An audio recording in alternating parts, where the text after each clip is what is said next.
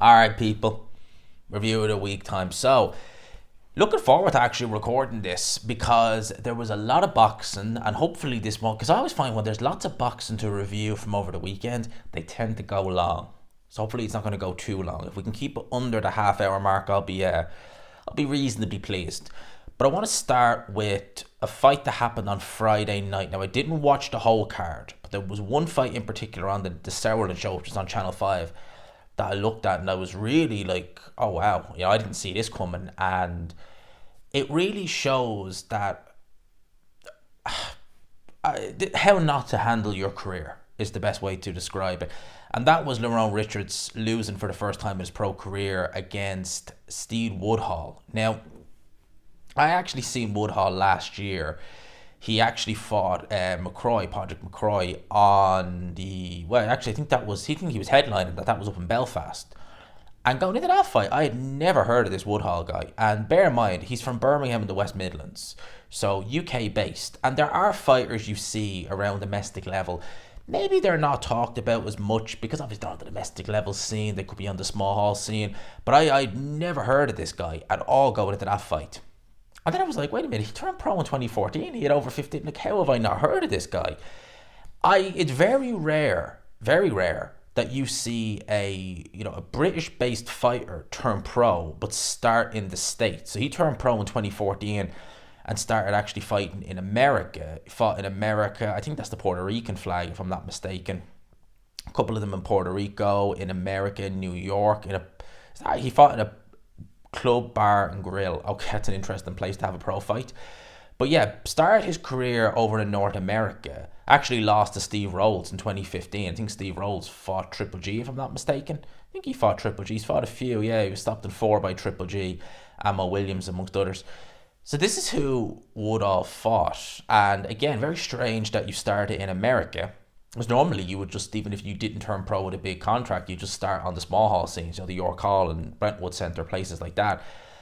So he went in there against Lerone Richards. He's not a full-time boxer, and he comes across as a really, really cool guy.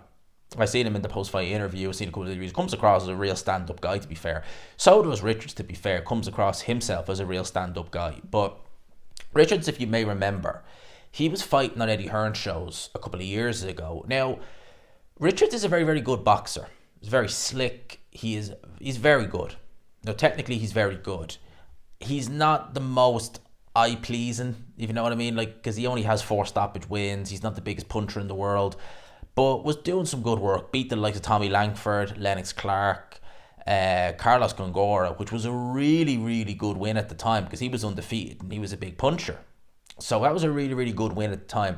And I believe that was on the undercard. Might have even been co-main event, if I'm not mistaken, it was, of Joseph Parker versus Chisora 2.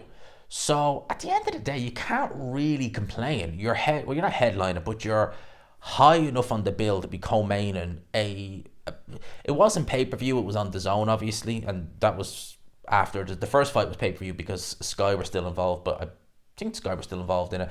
But this was on DAZN on its own. So you can't really complain, to be fair. You can't really complain about where you are on the card. He left Eddie Hearn, and since then has been kind of in the wilderness. I mean, he fought a 6-rounder against Harry Matthews, missed the whole of 2022, came back in a 6-rounder against Harry Matthews, had another fight then as an 8-rounder in Brighton, and that was at Maher Centre in Leicester, and then he fought in the Brighton Centre in Brighton. So that is a big fall from grace. You have to say it is. No disrespect to Lerone Richards. I'm sure he was trying to get a better deal, but you really, in the nicest way, that was a bad move. That was a really bad move because it's not like, you could look at someone like Lawrence Okoli and say, all right, that was a bad move in hindsight, leaving Eddie Hearn, but you can see the rationale behind it. You're going to Sky, it's a bigger... Richards didn't go anywhere. History went nowhere, and now he's been stopped for the first time in his career. And it was a good right hand that he got hit with. He was really hurt. He went down from a left hook down a follow. He was on his way down anyway. And I've no issue. I remember when I watched it at the time, I was kind of like, could the referee have maybe let it carry on? But no. When you look at it again, the referee 100% in his right, waved that fight off. I don't know what Lerone Richards does from there now, to be honest with you, because he had a world ranking, as far as I was aware. after that Carlos Gongora fight. I think he had quite a high world ranking as well, which he's now lost. Yeah, that's a long road back, and he's no spring chicken, Lerone Richards. I don't think he's the oldest, but I don't think he's in his 20s. Pretty sure he isn't anyway. So yeah, hard road back there for him. It's seeming a hard road back for Dan Aziz too, because he escaped with a draw last night, and I watched that fight, and to be honest with you, I don't really have any issue with the draw. It seemed a fairly fair result. He fought a guy who I'm not even going to try and pronounce his first name, but Sepp is his last name. Apparently he was a decent amateur. 38 years old though. 38 years old, has lost to the likes of Ricards Bolotniks. Bolotniks isn't amazing, and if Dan Aziz were to fight Bolotniks, I probably would make him favourite, but yeah, that performance last night, he looked extremely flat in there. I wonder is Dan Aziz the type of fighter, because you got to bear in mind, Dan Aziz going into the Buatsi fight, and even before that, like the Jose Burt and the Reese Carter fight, he'd been featured quite prominently high on the cards, and he was in title fights for Europeans. He was doing well. He was doing well, and this was quite low down the card in an 8-rounder. I wonder, did he just not really, I don't want to say not turn up, but not do adequate preparation. It sure seemed that way watching it, that he was just very sluggish and lethargic. And you got to bear in mind, in the Buatsi fight, he didn't really take a tremendous beating or anything like that. So it's not like you could turn around and say, the Buatsi fight damaged him or anything like that. Yeah, he was hurt a couple of times, but it wasn't like he was beaten pillar to post. He had some success in the fight. He certainly did. So, yeah, he escapes with a draw, and a draw for me was fair.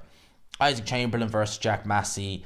I thought Chamberlain would win this fight going into it. I thought that he was a little bit more proven than Jack Massey, but Jack Massey was not to be denied. I did think Massey was It was a very good fight, by the way. Very good fight. The right guy definitely won. I did worry a little bit about Jack Massey. I think it was around 7 or around 8, where Chamberlain, having lost a couple of rounds, Chamberlain seemed to get a foothold on this fight. He landed a couple of right hands. He busted Jack Massey up a little bit, and Massey went back to the corner and was given the riot act by Joe Gallagher. And going back to the corner, he looked almost like he was feeling sorry for himself. Like mentally, he was like, right, I've given it all. He's still there, and he's hurting me now. And what do I do? And it just seemed like whatever Joe Gallagher said, I can't remember what Joe Gallagher said to him, but he kind of read him the riot act. Like that, it just switched.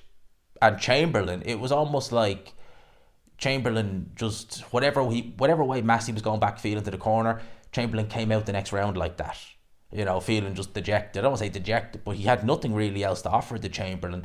And yeah, Jack Massey, he won that fight. I mean, the scorecards were reasonably close. Jack Massey was the rightful winner, 110%. So credit to him. Absolutely credit to Jack Massey. Chamberlain, I think, is going to be one of those guys, unfortunately, who is always, because if you think about it, his 3 defeats have all been on points, and they've all been to domestic rivals. Now, saying that, two of those defeats he had against domestic rivals went on to be world champion. So they've kind of aged quite well for Chamberlain. Could Jack Massey go on to do that? Let's wait and see. But he is now Commonwealth European champion. Ben Whittaker obviously had a fight there last night against Ezra Arnica, and it was what it was.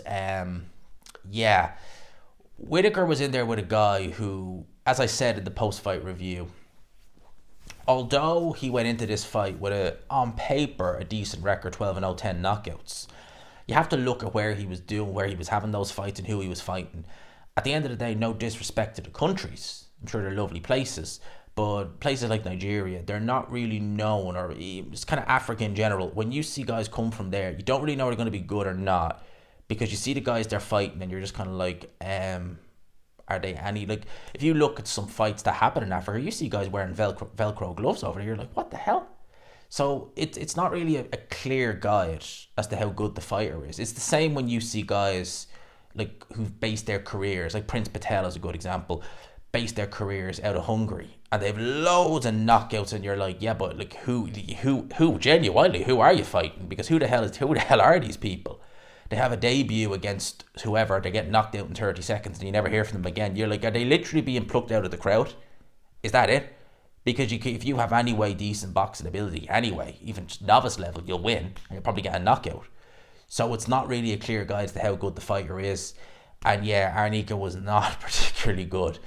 He shelled up quite a bit, so it was difficult for Ben Whittaker to really do anything in there. I do question his punching power. I think he can improve it, but I don't think he's going to be one of these one hitter quitters, to say the least. And the reason why I've said it in post fight review, it's better to have punching power than not, but you don't necessarily, it's not going to be the be all and end all. You know, you look at someone like Alexander Usyk, very respectable punching power, but he is not a big a puncher as Deontay Wilder, as Anthony Joshua. Maybe not even a big a puncher as Tyson Fury. He's beaten both of those guys. He hasn't beaten Wilder, obviously, but you get what I'm saying. It's not the be all and end all. But if you have that type of style that Whittaker has, that relies a lot on reflexes, that relies a lot on, you know, moving back, it helps to have punching power to keep your guys honest. Because if they don't, if they're not deterred by your punching power, they're going to be all over you like white to rice. And that's when you're going to have some trouble. That's when you're going to have a bit of trouble. So he will need to look. You can never you can't take a fighter who has no punching power. Like, I'll give you an example. Barry Jones. Love Barry Jones as a commentator. Former WBO super featherweight champion of the world. Barry Jones, I think, had one stoppage loss or one stoppage win in his whole career. One stoppage win. And I think that was even on cuts. I don't even think it was a clean knockout, which is amazing to think he knocked out Freitas, or he knocked down Freitas in the first round and hurt him. He actually hurt him bad in that first round.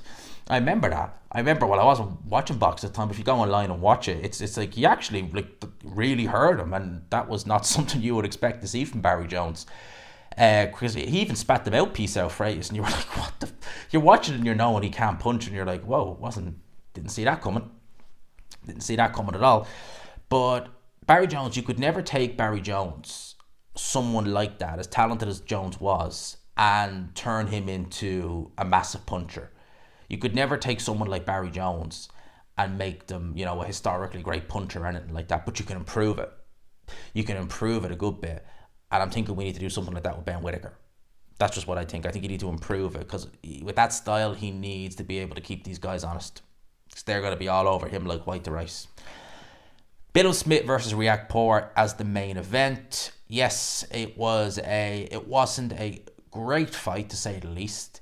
Joe Stunner Boxing pretty much summed this fight up perfectly. He said that the younger man with his experience, because Billum Smith is the younger man, Billum Smith being the younger man, but the more experienced man, he old man the old man.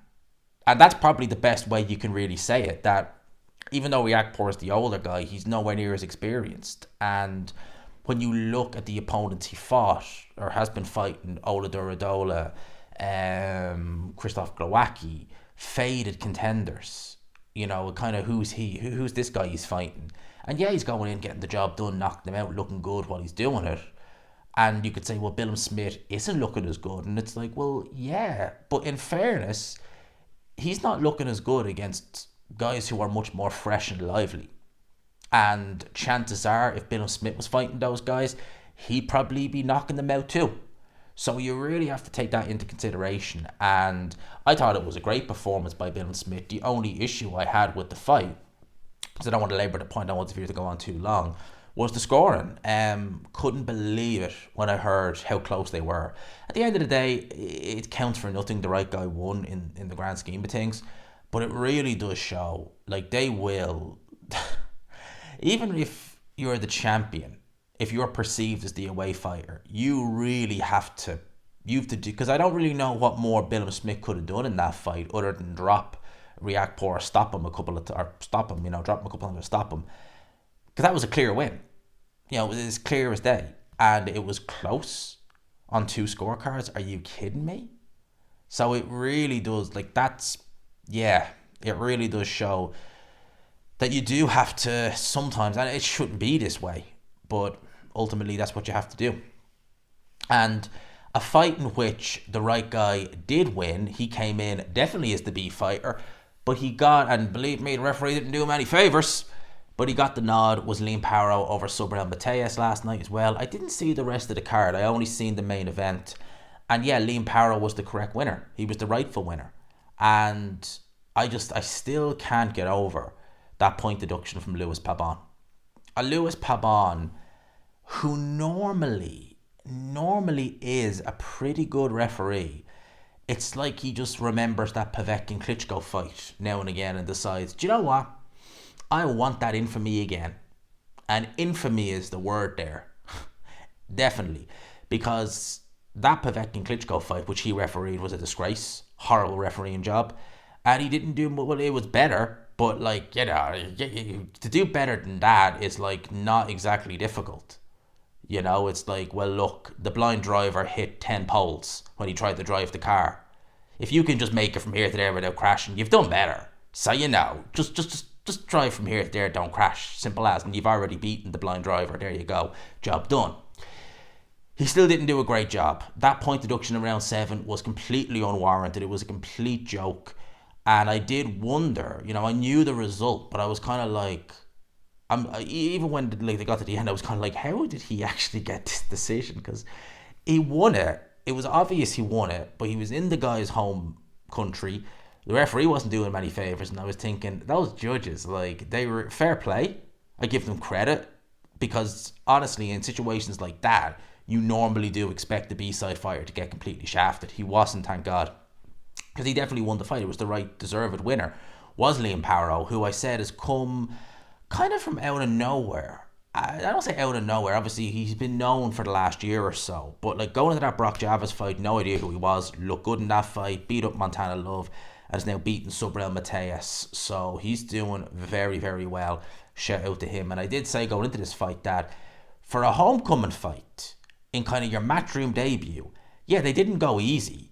I was like, that's not an easy fight for Mateus. I picked Mateus to win. But I was looking at it like, Liam Parrow is like, he is not going to be he's not going to be an easy night's work. And to be honest with you, I don't think it's going to be an easy night's work for many of the champions. They may beat, and I would probably pick, the likes of Devin Haney, Teofimo Lopez over a Liam Parrow. But I don't think it's going to be a straightforward night's work. I certainly don't think that anyway. If I'm wrong with that, then I'm wrong with that. Let's have a look-see at the card that was on last night, which was the PBC show. I was just reading one of the fights there. I was like, what's that say? It was a lot of fights on. I only seen a few of them. I obviously seen the main event, which I'll talk about now in a sec. Then I also seen Alexander Vodcek versus Dave Benavidez. You ever hear the saying, pick on someone your own size? Yeah, that was Benavidez versus Vodcek last night. It's weird because you're used to seeing Benavidez dwarf these guys, dwarf them. And he wasn't dwarfing Vodcek. You do wonder, and I certainly wonder, if we got a prime Vodcek, how that fight would have went. Because, yeah, Benavidez was the winner, and it wasn't a spectacular fight by any stretch of the imagination. But I was looking at it the whole time just thinking, what if we had a prime Vodcek? That would be a really interesting fight. I'd be really interested. It's going to be interesting to see how Benavidez adjusts to 175 pounds. Because he is going to be in there with certain guys who are going to be a lot bigger than him. He might fight guys like, what's his name, Bivol, where he'll probably be the bigger of the two. But for the most part, he's going to be fighting guys who are bigger, and they can take probably more than likely his pressure and power. So, look, I'm looking forward to seeing. I wish we could have seen Canelo versus Dave Benavidez. Unlikely. I'm not going to say it's never going to happen, but unlikely, unfortunately. And then obviously the main event, we had Tank Davis versus Frank Martin. Frank Martin won the first 3 rounds on all 3 of the judges' scorecards. And I can't really argue with that. I genuinely can't. The rest all went to Tank Davis. Massive knockout at the end. It was a brilliant knockout. It really was. But that's what you expect from Tank Davis. Tank Davis, whether you like him or dislike him, and yeah, there are a lot of people, and I understand why, who dislike him. As I said in my post-fight review, he is a tremendous talent. Like, whether you like him or dislike him, in that ring, he is tremendous. His punching power is, for someone of that weight, on another level. His speed is very good. His athleticism is very good. He looks like someone, And you can look like someone who could take a good shot. Doesn't mean you can. But he does look like someone who could take a pretty decent shot as well, is Tank Davis. So, look, I love watching Tank Davis, as you already know. I think he's a very, very talented fighter. The talk now is him versus Lomachenko. Apparently, he has welcomed a fight with Lomachenko in November. He says, for sure, yeah, for sure, I'm willing to fight them all.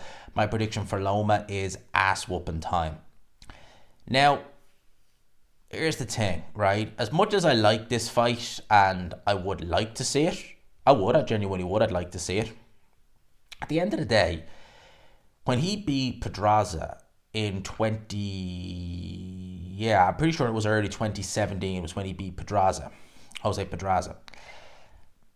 There was talk of Lomachenko then, why didn't he do it then? And people could say, like, oh, this is this thing I never understand, right? But people say it about Adam Azim now, and they say it, but if you win a world title, if you win a version of a world title, right, you have responsibilities. You should be looking to unify. If a mandatory is called and you're not able to get a unification, you fight your mandatory. You don't just hold the title and still... Because you remember when Deontay Wilder won the WBC title from Stavern? Who was it? Was it Jay Diaz or was it Shelley Finkel who was saying that, oh, he's still a prospect? Huh?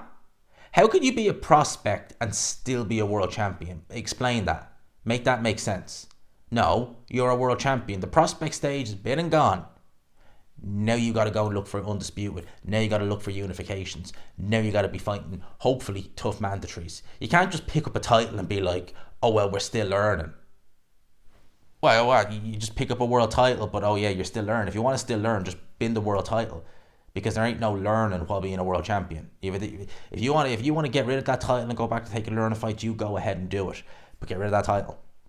And he should have fought Lomachenko all those years ago when Lomachenko was in his peak. If it happens now, I'll make Tank Davis favourite, but I'll look at it and be like, well, you could have fought Lomachenko, should have fought him many years ago when he was fresher. And, well, I don't know what Lomachenko we're going to get now. He still looks to have a lot left in the tank, but I know this isn't peak Loma, as far as I'm concerned. The WBC rankings, now that Alexander Usyk is WBC champion, Anthony Joshua in there. Let's have a look-see at these rankings. Deontay Wilder is ranked number 15, by the way. He's still in the top 15 of the WBC rankings, as is Luis Ortiz. Let's have a look at these rankings. So, Joshua number 1, Tyson Fury number 2. Kabayel in there at number 3. Yep, fair enough. Zhilei Zhang number 4. Okay. Ajagba 5. Anderson 6. Bakoli 7. I wonder, will they do a sort of kind of eliminator for their fight? Because they're both ranked in the top 10 of the WBC. Sanchez down at number 8. Joyce number 9. Bakadir Jalilov number 10. Wadley 11. Makhmadov at number 12. Hrgovic number 13. And Ortiz number 14. Obviously Wilder, I already said, is number 15. So, yeah, I've seen worse. I've seen worse names in there. Maybe I would disagree ever so slightly with some of the guys, but the names are there. Maybe just their positions I might just slightly disagree with, but for the most part, yeah, that's all well and good. The WBC have now confirmed that Terence Crawford's world title is now vacant. Crawford has now been made champion in recess. Mario Barros still has the interim belt and has not automatically been upgraded to full champion. Why? Isn't that the whole purpose of the interim title? But it's the WBC, so what do you expect? Do you expect anything less from the WBC? Of course not. What else do we have? Eddie Hearn has said Joshua versus Dubois remains the front runner for AJ's next fight, particularly if the if the IBF heavyweight world title can be on the line. Press conference June 26th. I might even try and get over for that press conference, actually. It's a Wednesday, I believe, for the full Riyadh season card on September the 21st. That is a great fight. I think it's a really, really good fight. I'm not gonna lie, I think it's a really, really good fight. And yeah, the rumored card certainly sounds very good. You know, the names we're hearing, the potential fights, they sound flippin'. I think they sound absolutely epic. I really, truly do. I think they sound absolutely flippin' epic. And listen, I look, these Saudi cards, and there's talk of the Saudis doing a type of boxing league. I think I already touched on that.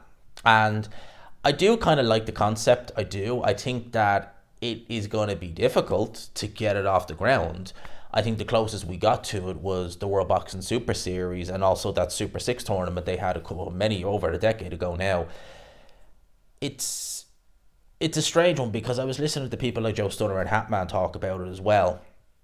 And they made very good points as well. Like, what way would it be? How many fighters would be in it? Because when I heard them mention that, I actually remembered like the darts, and because I know some people would kind of say like the Premier League, it's this, and you get relegated and this, that, and the other, and it's 20 teams.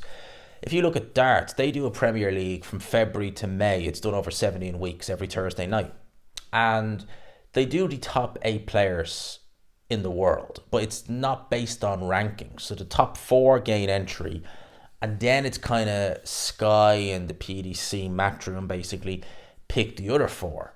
And a lot of the times, and their format is very strange because it's a Premier League, but it's not really, it's a strange one. They changed the format several years ago.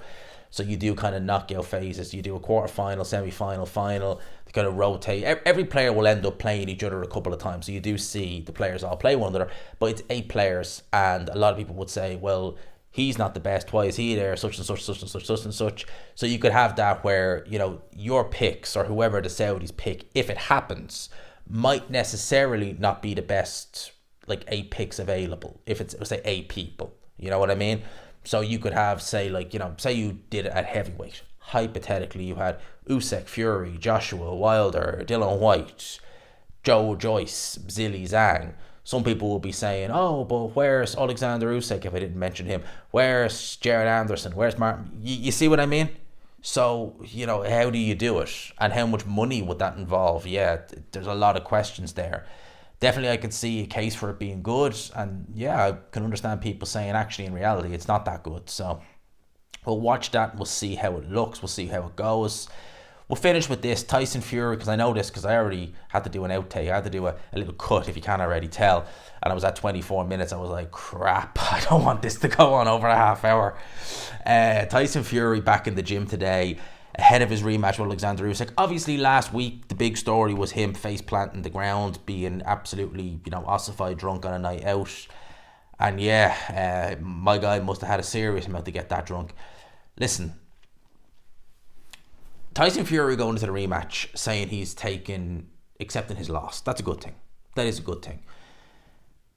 But you do wonder. It's a real case for me. I use the analogy of, you know, the couple on a night out having a big, I was going to swear there, but a big you-know-what row. And then the next day, oh, lovey-dovey pictures, all that jazz. You know, that sort of way where it's real, a keep appearance. Yes, it happened. It has people talking. People are saying, oh, is he even going to take the rematch? Here I am in the gym. Look at me. I'm going to win. Yeah, happy days. It has the kind of air with that. And as I said, Tyson Fury in the run-up to the Alexander Usyk fight, even with that Mickey Mouse press conference he did in Morecambe, where all he was doing was just listing reasons, looking for validation, so to speak, that, oh yeah, you're going to win, and oh yeah, you're going to come back this time. That's what it kind of seems to me. And, you know, I said it in a video, a subsequent video, that, you know, people are saying, oh, but Fury, you know, he'd be better in the rematch. How? Based off of what? You know, he literally he had months and months of preparation to get ready for that Usyk rematch. He realistically had 9 good minutes in it. 9 good minutes in that first fight. If I didn't say rematch the first time, but you know what I mean, for the first fight. He had 9 good minutes in the first fight.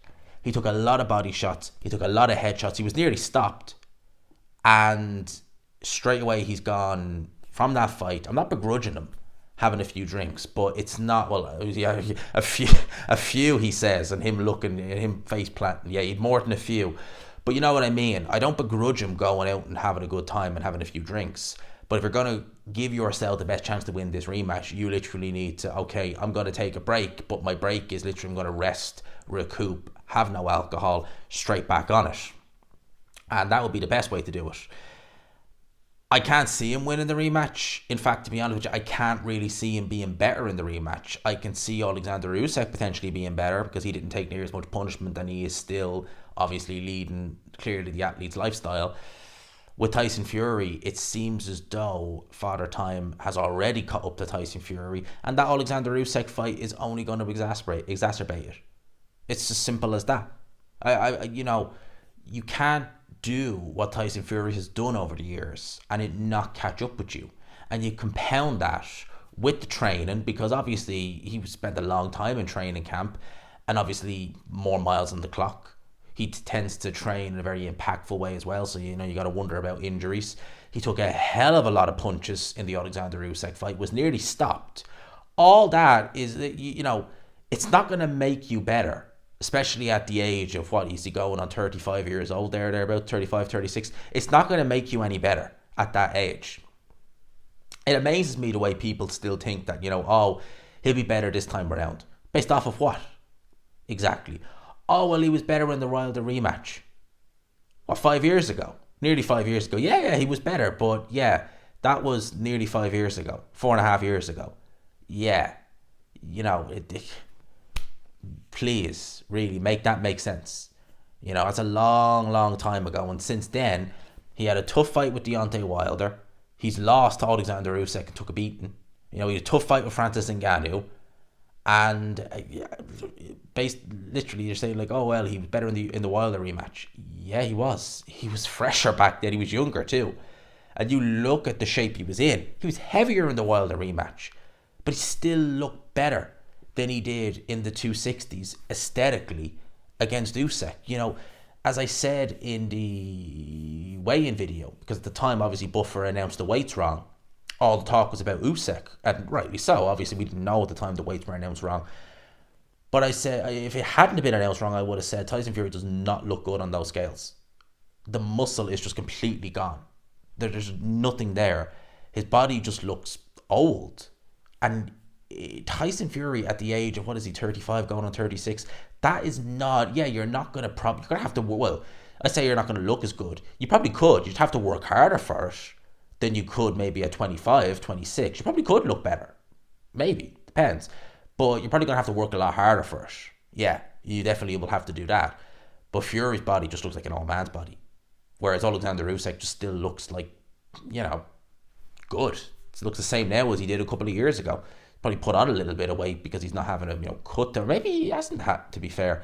Because, I can't imagine in the high 2 teens, low 220s is much different to what he was weighing on Fight Night at cruiserweight. So, yeah, I can't see Tyson Fury winning this rematch, but there to be proven wrong. Anyway, people, I will leave it there. I think I've talked enough, but I will definitely talk some more Monday evening. We'll record some. Of course, I love talking. What can I say? Especially when it comes to boxing, sport, history, stuff like that. I could go for days and talk about that. But I don't want to keep it going too long. I've got other stuff to do as well. I'll leave it there. I hope you enjoyed the video, people. Smash the like button if you could. Hit subscribe, of course, if you haven't already. It is Monday. I hope you all have a great week. It was actually Sunday time we're recording this, but it will be Monday when it goes out. I hope you all have a great week. I hope the phone rings with some good news. I had some very, very good news last week, but I'll keep that on the decline for now. I'll keep that on the DL for now, but I had some very good news last week, and hopefully I get some very, very good news this week as well. Lads, I'll leave it there. Smash the like button. I hope you all have a great week as well and get some very good news. Someone listening as well. People, I'll leave it there.